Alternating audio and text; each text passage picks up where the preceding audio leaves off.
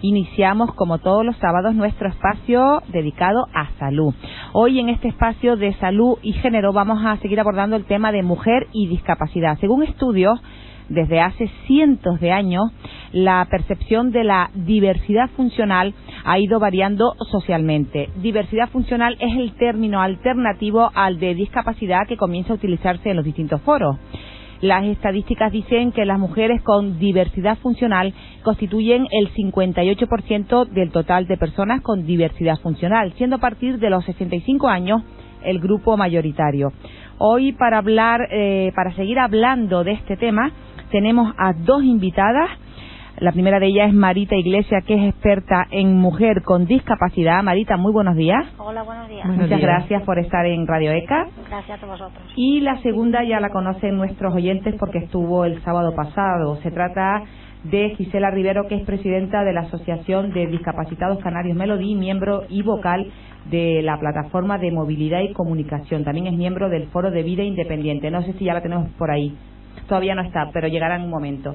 Entonces vamos a comenzar hablando con Marita. Marita, ¿está usted de acuerdo con este término alternativo de diversidad funcional? Es un término alternativo que se da al de discapacidad. ¿Está usted de acuerdo con este término? Sí, estoy de acuerdo, lo asumo, y no solamente porque pertenezca también al movimiento de vida independiente en España, sino porque creo que ha sido muy acertado el surgimiento de esta nueva terminología, porque por primera vez surgió de la propia comunidad a la cual define, es decir, nosotros mismos. Es positivo, es un término positivo, es un término no excluyente.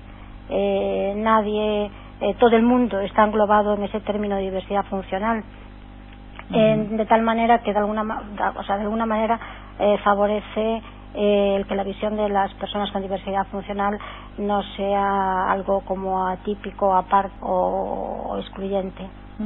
Y también yo daba un dato al principio, que es que el 58% del total de las personas con diversidad funcional son mujeres. Esa también... Sí, son las últimas, de las pocas de estudios y estadísticas que hay, son los datos que manejamos, que tenemos. Difieren de comunidad a comunidad, lógicamente, pero en el global del Estado sí. Sí se puede. ¿Cuál sería la comunidad que más mujeres tiene con diversidad funcional? Realmente no se lo puedo decir, no lo sé en este momento, pero yo creo que las variaciones son muy pocas. Es como el porcentaje de personas con diversidad funcional en general en el Estado se baraja en el 10, pero hay comunidades como La Rioja que tiene el 5, o comunidades como Galicia que tiene el 7% de la población con diversidad funcional. Es decir, son variaciones pequeñas. Sí. Vamos a continuar antes de continuar hablando, a darle la bienvenida a Gisela Rivero. Gisela, muy buenos días. Buenos días. Gracias por estar otra vez con nosotros en Radio ECA. Buenos días, Marita. Buenos días, Gisela. Bueno, Gisela, para ubicarte un poco, estábamos hablando de si ese término de diversidad funcional era el adecuado, es un término alternativo al de discapacidad. Marita nos había dicho que sí, que era quizá menos, a lo mejor peyorativo, no era tan excluyente. ¿Tú estás de acuerdo, verdad, también, Gisela? Totalmente de acuerdo. Además, bueno, es el único término que por una vez es parte de nosotros mismos. Sí. Bueno, vamos a entonces ya meternos de lleno, ¿verdad?, en este tema de mujer y discapacidad. Yo lanzo la pregunta y cualquiera de las dos empieza a intervenir, luego ya pues le sigue la otra, ¿no? Esta realidad de diversidad funcional que afecta a muchas mujeres, ¿creen ustedes que les ocasiona exclusión social? Marita, por ejemplo. Bueno, pues hombre, desde luego no somos algo aparte de nuestros compañeros los hombres con diversidad funcional, ¿no? Hay un reconocimiento general de que somos un grupo excluido, somos un grupo al margen de una serie de servicios y de bienes y de derechos que tiene el resto de la población en general, ¿no? En ese grupo, diferenciando por sexo, hay hombres y mujeres. El problema que nos hemos encontrado cuando empezamos a hacer esa diferenciación entre sexos, que no se había hecho hasta que las mujeres empezamos a reclamarlo y a hablar por nosotras mismas, al hacer esa diferenciación por sexo, repito, se han empezado a ver las grandes diferencias que hay entre unos y otros, ya no tanto entre la población en general y las personas con diversidad funcional. Ya no hablo ni siquiera de las diferencias entre las mujeres con y sin diversidad funcional, sino entre los propios hombres y mujeres con diversidad funcional. Las diferencias de participación a todos los niveles son muy diferentes. Gisela. Yo totalmente de acuerdo con lo que dice Marita. ¿Por qué hay diferencias en esos niveles de participación, Marita? Los niveles de participación son porque se ha volcado en nosotras todos los prejuicios y todos los roles que son asignados a una mujer de forma tradicional, ¿no? Es decir, menos expectativas sobre ella a la hora de estudiar, a la hora de llevar un trabajo, a la hora de organizar una familia. Es decir, siempre ha habido una infravaloración de la mujer en general, que ha recaído sobre nosotras, lógicamente, pero ha recaído sobre nosotras cuando nuestra existencia y nuestra vida ya reúne una serie de condicionantes que favorecen que cuando eso es así, se acentúe, se duplique, el efecto sea mucho mayor. Si una mujer era de alguna manera, y aún sigue siendo, me atrevo a decir, formada no tanto para tener una profesión y un trabajo, que cada vez, por suerte, son más las mujeres que acceden a él, pero aún sigue habiendo, sobre todo en zonas rurales, una tradición de quedarte en casa, cuidar de los padres, formar tu familia, pero siempre dependiente de.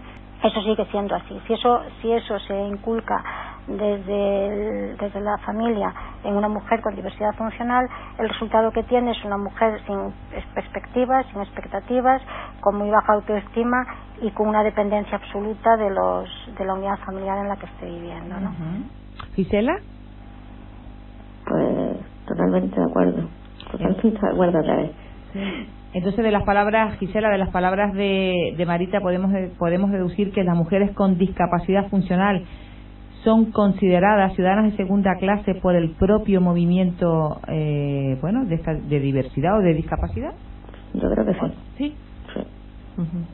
Sí, yo también creo que sí y está demostrado. Es decir, yo participé en la elaboración del Manifiesto Europeo de Mujeres con Discapacidad allá por el año 97-98 en la Organización Europea de Foro Europeo de la Discapacidad, que reúne, digamos, a miembros de todos los Estados miembros de la Unión, me refiero de los colectivos de personas con diversidad funcional.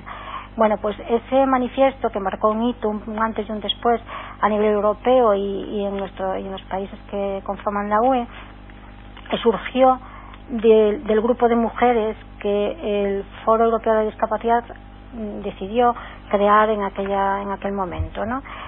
En ese manifiesto, que seguramente lo conocerán o es muy accesible por internet o pidiéndolo directamente a cualquier organización, en ese manifiesto se promovían y se reconocían y se promovían se reconocían unos problemas y se promovían una serie de alternativas y de medidas para solucionarlos, que eran medidas políticas, medidas que podían asumir cualquiera de los Estados miembros en sus planes de actuación.